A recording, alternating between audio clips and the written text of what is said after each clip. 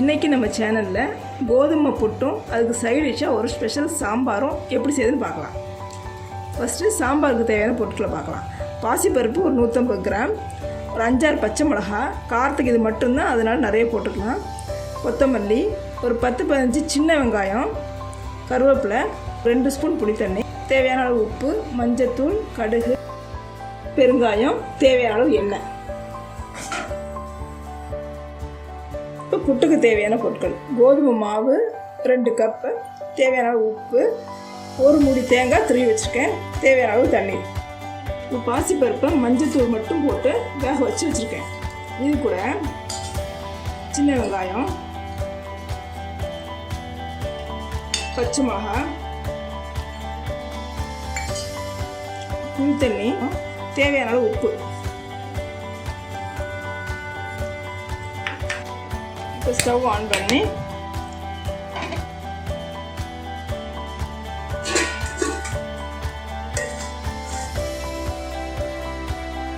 அந்த சாம்பார் வேகத்துக்குள்ள மாவு எப்படி செய்யுதுன்னு பார்க்கலாம். கோதுமை மாவு, தேவையான அளவு உப்பு,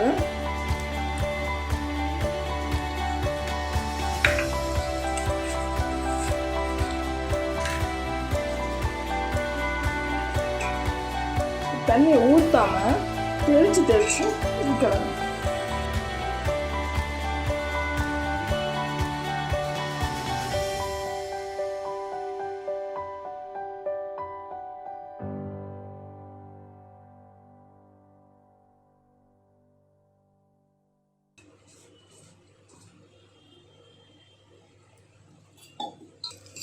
கால் கிலோ மாவுக்கு ஒரு 1/2 கப் தண்ணி போதும்.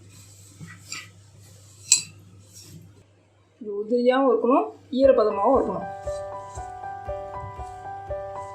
இது அப்படியே மூடி வச்சிடலாம். ஒரு 10 நிமிஷம் அப்படியே இருந்தால் போதும்.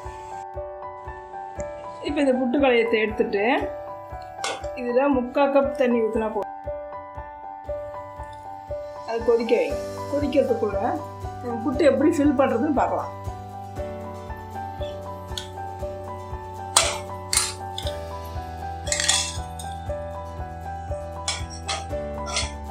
உள்ள போட்டு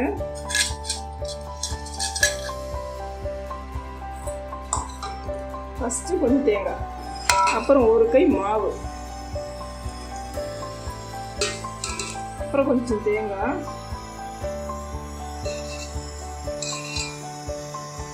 இது மாவு,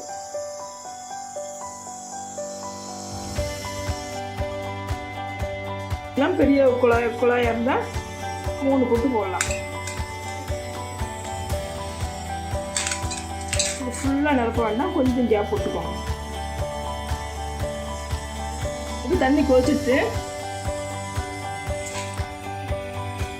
உடனே மூடக்கூடாது.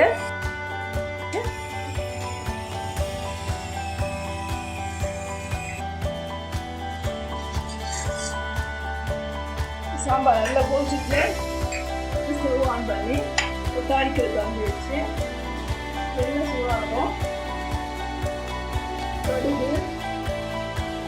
கடுகு வெடிச்சதும் 1/4 ஸ்பூன் பெருங்காயம்,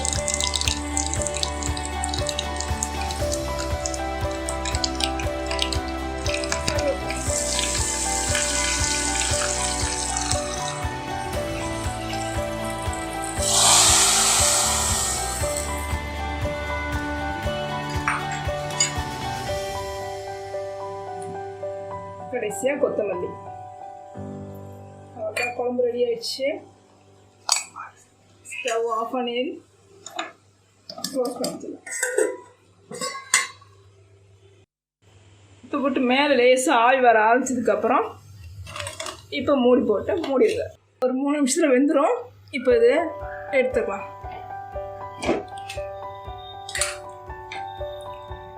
இப்போ பிளேட்டில் சர்வ் பண்ணிக்கலாம்.